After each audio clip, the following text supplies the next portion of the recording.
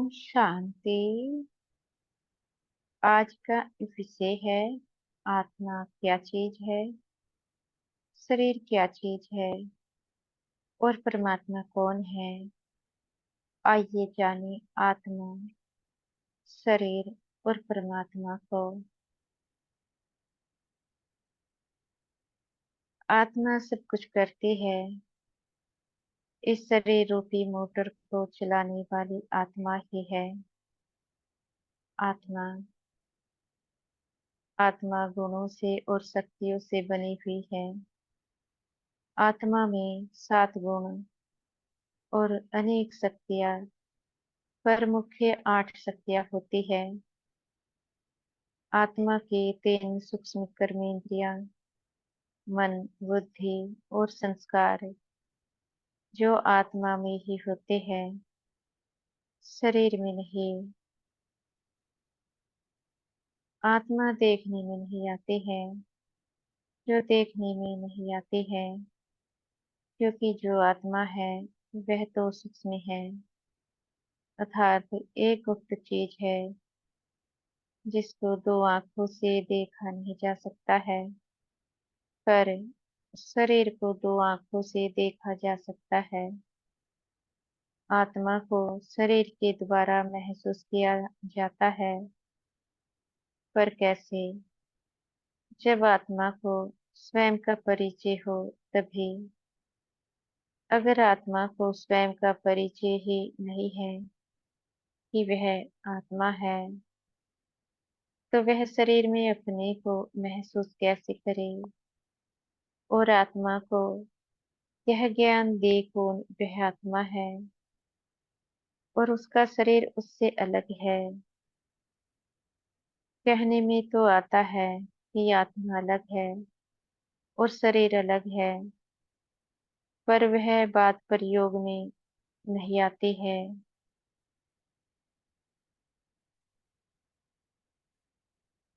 जैसे कि कोई का शरीर छूट जाता है तो कहते हैं, जो शरीर में थी वह आत्मा तो चली गई, शरीर तो मिट्टी है। फिर मिट्टी को रोया क्यों जाता है? शरीर तो 5 तत्वों से बना हुआ है। शरीर तो है विनाशी और आत्मा है अविनाशी। आत्मा तो कभी मरती ही नहीं, मरता तो शरीर है। अगर आज आत्मा का शरीर छूट जाता है, फिर से वह नया शरीर धारण कर बच्चा बन अपना नया पाठ बजाते हैं। मन में प्रश्न आता है, जब आत्मा मरते ही नहीं, मरता तो शरीर है, फिर 5 तत्वों से बनी हुई मिट्टी के बने हुए शरीर को रोने का क्या कारण है? उत्तर, क्योंकि शरीर में मोह को लगा लिया है, इसलिए मिट्टी के पुतले को रोते हैं। अर्थात 5 तत्वों से बनी मिट्टी की मूर्ति को रो रहे हैं। क्या मिट्टी के लिए रोना सही है? आत्मा तो मरते ही नहीं है। कहने के भावार्थ है,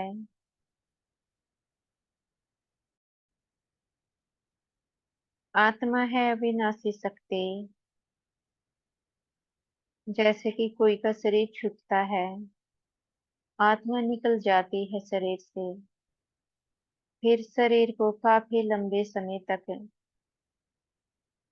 रोया जाता है, जबकि आत्मा जा चुकी है। उस मिट्टी को रो रहे हैं। अगर देखा जाए, यह तो 5 तत्वों से बनी हुई मिट्टी है। जैसे कि मंदिर की मूर्ति होती है, वह भी तो 5 तत्वों से बनी हुई है। उसी प्रकार से शरीर रूपी मूर्ति है, वह भी 5 तत्वों से बनी हुई है। फर्क इतना है, इसमें आत्मा बैठी है, शरीर में कुछ चैतन्यता आ जाती है, और जो मंदिर की मूर्ति होती है उसमें आत्मा नहीं बैठी तो फिर चैतन्यता आएगी कहाँ से, अर्थात पावर आएगी कहाँ से।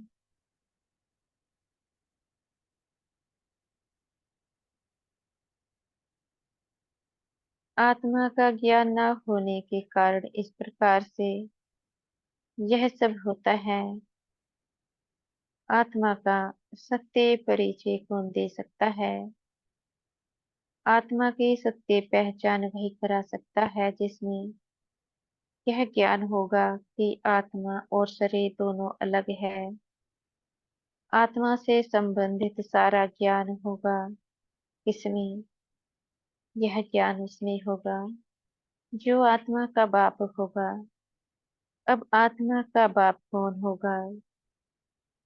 अब जाने आत्मा को, उसके शरीर को और आत्मा के पिता को। आत्मा के मुख्य 7 गुण होते हैं। पहला आनंद, दूसरा ज्ञान, तीसरा शांति, चौथा प्रेम, पांचवा खुशी, छठा पवित्रता, सातवां शक्ति। यह है आत्मा के 7 गुण। और आत्मा में अनेक शक्तियां होती है, लेकिन मुख्य शक्तियां 8 होती है।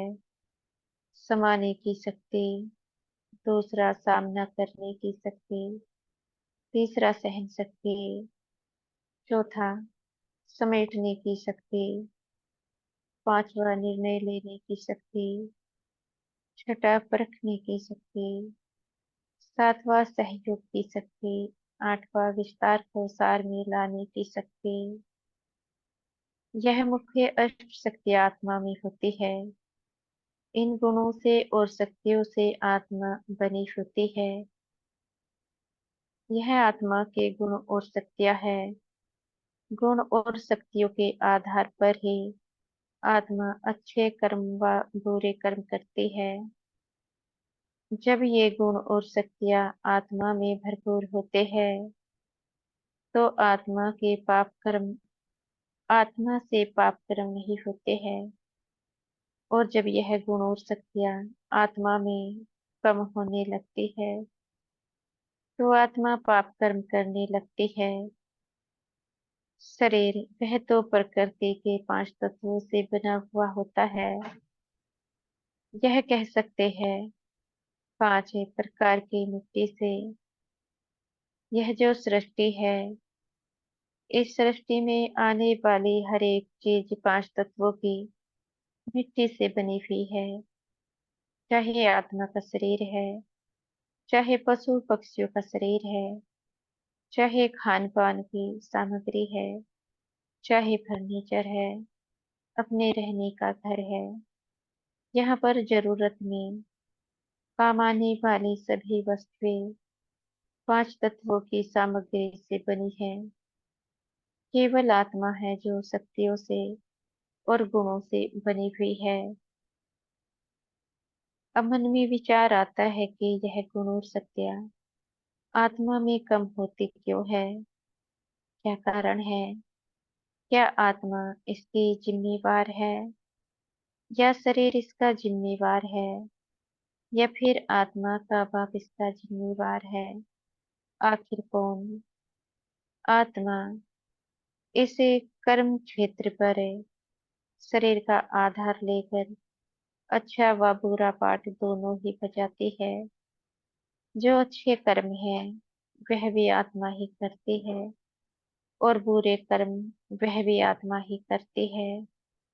जब आत्मा में गुण और शक्तियां भरपूर होते हैं तो आत्मा अच्छे कर्म करती है, और जब गुण और शक्तियां कम होने लगती है तो बुरे कर्म करने लगते हैं। क्या बुरे कर्म करने वाले संस्कार ईश्वर ने आत्मा में बनाए होंगे? बिल्कुल नहीं। अच्छे कर्म वह तो ईश्वर की देन है, और बुरे कर्म वह मनुष्य आत्माओं की अपनी देन है। भगवान बाप अपने बच्चों को गलत कर्म करना नहीं सिखलाता है, क्योंकि वह स्वयं भी सदा पवित्र जो सदा पवित्र रहता है वह अपने बच्चों को भी सदा पवित्र रहने की शिक्षा देता है। आत्मा स्वयं की इच्छा से गलत कर्म करने लगती है और दोषी बना देती है ईश्वर को। कह देते हैं सुख भी ईश्वर देता है और दुख भी ईश्वर देता है। सुख ईश्वर अवश्य देता है, यह तो ठीक है, लेकिन दुख का कारण स्वयं मनुष्य आत्मा है। कैसे कह सकते दुख का कारण स्वयं मनुष्य आत्मा है? आत्मा शरीर में बैठ जब गलत कर्म करती है तो बुरा कर्म तो आत्मा ने ही शरीर के द्वारा किया है। भगवान ने मनुष्य को बुद्धि दी है, अच्छाई क्या है और बुराई क्या है। बुरे कर्म किए हैं तो शरीर के द्वारा आत्मा सजा खाती ही है। जैसे कि शरीर में भिन्न भिन्न प्रकार की बीमारियों का होना, अचानक से शरीर के साथ कोई दुर्घटना होना, अनेकों कारण होते हैं। सजा तो शरीर के द्वारा आत्मा को ही भोगनी होती है। तभी इस समय मनुष्य कह देते हैं हमने ऐसे कौन से बुरे कर्म किए जो हम ऐसे सजा भोग रहे हैं। तो जरूर बुरे कर्म किए होंगे तो ही सजा भोगनी पड़ती है। शरीर वह तो मिट्टी है, 5 तत्वों से बना हुआ पुतला। आत्मा जब शरीर में बैठी है तो शरीर में एनर्जी आ जाती है। जैसे कि कानों से सुनना, मुख से बोलना, अन्य बहुत सी बातें। शरीर में पावर देने वाली तो आत्मा ही है। आत्मा वह एक शक्ति है जो दो आंखों से दिखाई नहीं पड़ती है। तो जरूर आत्मा का बाप भी आत्मा जैसा ही होगा, जो दो आंखों से दिखाई नहीं देता होगा। वह कौन होगा? अगर हम देखते हैं भारतवर्ष में अनेक भगवान हैं, क्या सभी आत्मा के पिता हो सकते हैं? यह तो संभव नहीं है। पिता तो एक ही होता है। आखिर कौन है आत्मा का पिता? आत्मा का पिता अर्थात आत्मा का रचनाकार। किसको रचनाकार कहे, इस पर दृष्टि डालते हैं। जैसे कि हम अपने इष्ट देवी देवताओं को देखते हैं तो क्या देखा, उनके पास भी अपना अपना शरीर है। तो जरूर शरीर में आत्मा भी होगी। अब मन में प्रश्न आता है, उनके शरीर में बैठी जो आत्मा है उनका बाप कौन?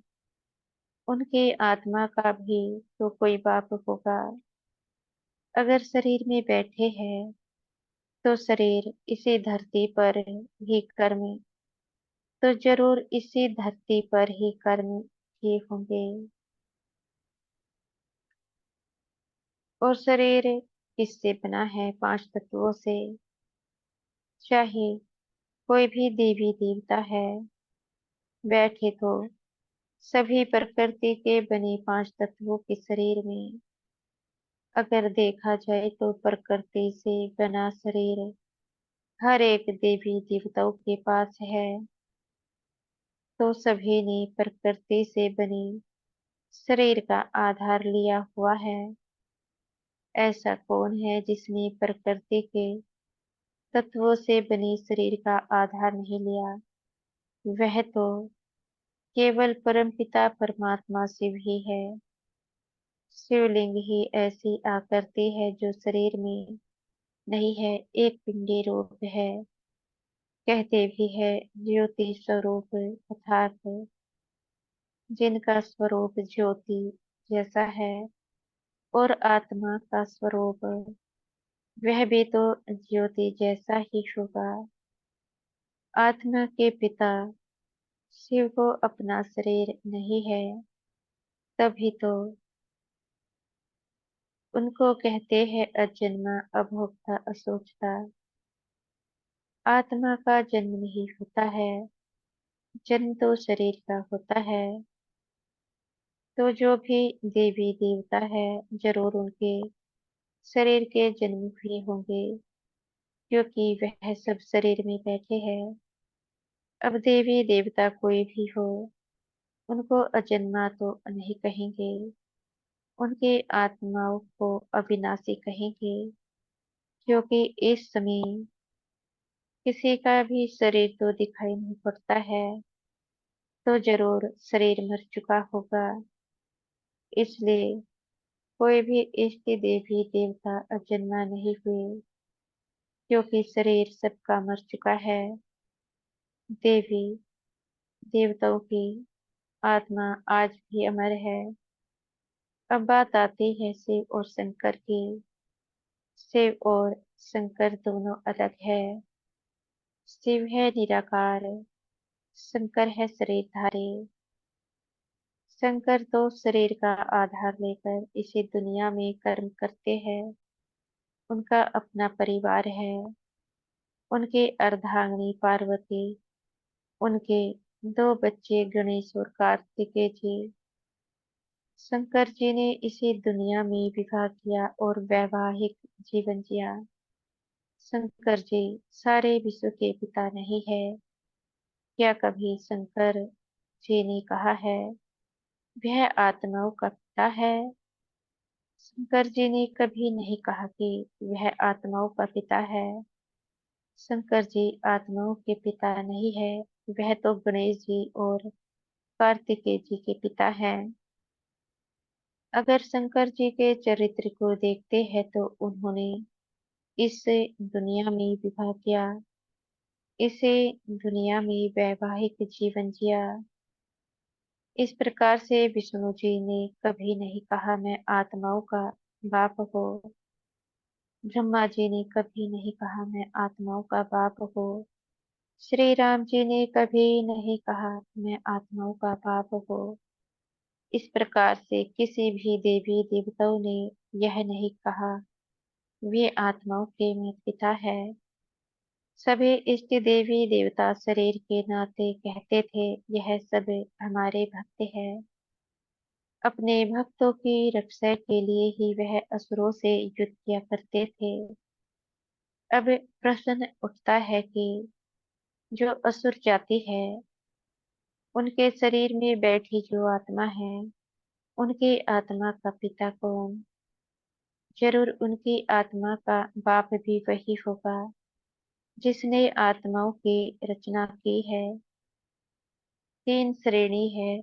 एक में आते हैं देवी देवता, दूसरी श्रेणी में साधारण मनुष्य, तीसरी श्रेणी में असुर जाति के मनुष्य। है तो सभी शरीर में। इन सब की आत्माओं का पिता तो एक ही होगा। क्या आत्माओं का पिता अलग अलग हो सकता है? नहीं, क्योंकि आत्मा का कोई धर्म नहीं होता है। धर्म तो शरीर के नाते होता है। जो आत्माएं शरीर के द्वारा बहुत अच्छे कर्म करती है, वह कहलाते हैं देवी देवता। और जो शरीर के द्वारा साधारण कर्म करते हैं, वह कहलाते हैं साधारण मनुष्य। और जो शरीर के द्वारा पाप कर्म करते हैं, वह कहलाते हैं असुर जाति के मनुष्य। शास्त्रों में यह बातें आते ही नहीं है कि आत्मा का पिता कौन है, आत्मा किस चीज से बनी है, आत्मा के गुण क्या है, आत्मा में कौन शक्तियां है। इसलिए यह ज्ञान हमें सुनाया जाता है। किसने यह ज्ञान सुनाया होगा? जरूर उसने सुनाया होगा जिसमें यह ज्ञान होगा। जब यह ज्ञान देवी देवताओं में भी नहीं था कि आत्मा किस चीज से बनी है, आत्मा की शक्तियाँ क्या है, आत्मा का पिता कौन है, तो हम साधारण मनुष्य आत्माओं में यह ज्ञान कहाँ से आ सकता है? जरूर हमें पढ़ाने वाला आत्मा का बाप है। सत्य तो यही है।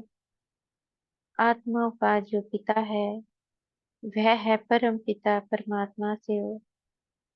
वह पिता है विश्व भर की सभी मनुष्य आत्माओं का। चाहे कोई भी धर्म की मनुष्य आत्माएं क्यों ना हो, वह तो है आत्मा के संबंध से सभी के पिता। आत्मा जन्म लेते लेते इस समय गुणों से और शक्तियों से कमजोर हो चुकी है। आत्मा एक शरीर छोड़ दूसरा लेती है। कैसे लेती है? जब आत्मा का शरीर बुजुर्ग हो जाता है, तो फिर से वह शरीर का त्याग कर देती है। फिर से नए घर में उसका जन्म हो जाता है। नए माता पिता होते हैं, नए संबंध होते हैं। सबका जन्म अपने कर्मों के अनुसार होता है। जो जैसा कर्म करते हैं वैसा ही जन्म होता है। कहने में आता है आत्मा जब अच्छे कर्म करती है तो मनुष्य ही बनती है, या फिर आत्मा को स्वर्ग की प्राप्ति हो जाती है। और जब बुरे कर्म करती है तो पशु पक्षी बन जाती है। क्या ऐसा हो सकता है? अगर आत्मा बुरे कर्म कर पशु पक्षी बनती है, तो आज मनुष्य दुखी क्यों है? पशु पक्षी तो फिर भी सुख में है। कोई का जन्म साहूकार के घर में होता है, कोई का जन्म गरीब घर में होता है। कोई जन्मते ही अंधे गूंगे लंगड़े होते हैं। किसी का शरीर जन्म लेने से पहले ही अपनी माता के गर्भ में छूट जाता है। कोई बच्चों का जन्म होते ही उनका शरीर बीमार हो जाता, अस्पताल में डॉक्टर की निगरानी में उनका उपचार होता है। उन्होंने कौन से पाप कर्म किए जो जन्मते ही इतनी सजा छोटे छोटे बच्चों को खानी पड़ती है? तो जरूर पीछे जन्म में बुरे कर्म किए होंगे। अगर पीछे पशु पक्षी योनि में रहकर आत्माएं सजा खाती है, तो फिर उनका जन्म साहूकार के घर में होना चाहिए, क्योंकि सजा तो पशु पक्षी योनि में पीछे के जन्म जन्मों में खा चुकी है। फिर दुख क्यों है जीवन में? जब आत्मा पीछे पशु पक्षी बन सजा खाकर आई है, तो फिर सुख होना चाहिए। इससे सिद्ध होता है कि पीछे का जन्म मनुष्य का ही रहा है। जैसे कर्म की वैसा जन्म अगला मिलता है। मन में प्रश्न आता है, पशु पक्षियों ने ऐसे कौन से पुण्य कर्म किए जो वह मनुष्य बन जाते हैं, और मनुष्यों ने ऐसे कौन से पाप कर्म किए जो वह पशु पक्षी बन जाते हैं। मनुष्य आत्मा मनुष्य योनि में रहकर ही अपने किए गए बुरे कर्मों की सजा खाती है। मनुष्य योनि में ही जब आत्मा अच्छे कर्म करती है, तो अच्छे साहूकार घर में जन्म होता है। जब मनुष्य आत्मा शरीर के द्वारा पाप कर्म करती है, तो गरीब के घर में जन्म होता है, जहाँ पर उसको सुख सुविधा नहीं मिलती है। मनुष्य आत्माओं को अच्छे कर्म और बुरे कर्म सिखलाने वाला कौन है? बुरे कर्म सिखलाने वाला ईश्वर नहीं है, वह तो केवल अच्छे कर्म सिखलाता है। और बुरे कर्म आत्मा स्वयं ही करती है। तभी तो कहते हैं, हमने कौन से बुरे कर्म किए जो हमारे जीवन में इतना दुख है। अगर पशु पक्षियों को देखा जाए तो पशु पक्षी तो इस समय मौज मस्ती की जिंदगी जी रहे हैं। उनको कोई चिंता नहीं रहती।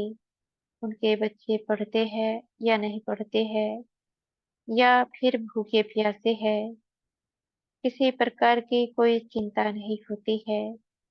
चिंता किसको है? मनुष्यों को। और देखने में आता है, मंदिरों के बाहर मनुष्यों की भीड़ लगी हुई है। चाहे मंदिर है, चाहे मस्जिद है, चाहे गुरुद्वारा है, चाहे चर्च है, कहीं भी जाकर देखो, मनुष्य आत्मा दुखी होकर भगवान को ढूंढ रहे हैं। क्या कभी देखा है किसी पशु पक्षी को मंदिर के बाहर भगवान को याद करते? इससे सिद्ध होता है जो पाप कर्म है वह मनुष्य करता है, ना कि पशु पक्षी। मनुष्य आत्मा जब सजा खाती है तो फिर भगवान को याद करती है। कोई मंदिर के बाहर, कोई मस्जिद के बाहर, कोई कैसे किसी ना किसी रूप में उस परम पिता परमात्मा को याद कर रही है। मनुष्य आत्मा कब से बुरे कर्मों का शिकार हुई है, यह तो तब जाना जा सकता है जब एक बार संस्था में आकर समझे वह कौन से बुरे कर्म हैं जो मनुष्य आत्माओं से हुए है। वह है काम, क्रोध, लोभ, मोह, अहंकार। इन भूलों के कारण ही मनुष्य आत्माओं से बुरे कर्म होने लगे। यह भूले कैसे हुई? जब आत्मा स्वयं को भूली, अपने को शरीर समझ कर्म करने लगी, इसलिए आत्मा से यह भूले होने लगी। सबसे बड़ी भूल अपने को शरीर समझने की। इस समय आत्माओं का बाप इस धरती पर आया हुआ है। वह समझा रहे हैं काम, क्रोध, लोभ, मोह, अहंकार, इन कमजोरी के कारण मनुष्य आत्माएं दुखी है। वह समझा रहे हैं इस समय उनको पहचानो।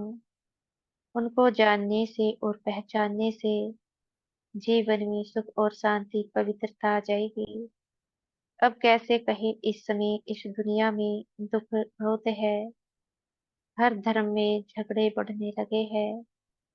एक धर्म का ही अपने ही धर्म में झगड़ा होने लगा है। छोटे छोटे बच्चों में अपराध बनक चुका है। बड़े आयु के मनुष्य छोटी छोटी कन्याओं की पवित्रता को खराब करने लगे हैं। कहाँ छोटी कन्याओं को देवी मानकर उनकी पूजा होती थी, वह भी भारतवर्ष में। आज देखो भारत का क्या हाल हो चुका है। भारत में छोटी छोटी कन्याएं भी सुरक्षित नहीं है। देश विदेश में कितना झगड़ा है, इसको क्या कहेंगे। सुखी संसार की दुखी संसार, यह कलयुग के अंत का भी अंत समय है। इतना अपराध तो उस समय भी नहीं होता था जब कभी आज से 5,000 साल पहले महाभारत युद्ध हुआ था। उस समय गिने चुने अपराध थे, पर इस समय अपराध कितने हैं कोई गिनती ही नहीं। यह दुनिया भ्रष्टाचारी हो चुकी है। यहाँ पर सब एक दूसरे को दुख ही दुख देते हैं। इसलिए इस दुनिया में इतना अपराध है। अब कोई तो होगा जो इस दुनिया का कल्याण करेगा। वह कल्याणकारी है परम पिता परमात्मा शिव, जो सबको सुख देने आए हैं।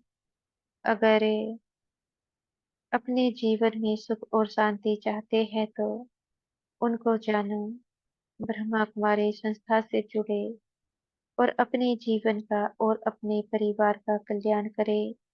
अच्छा, ओम शांति।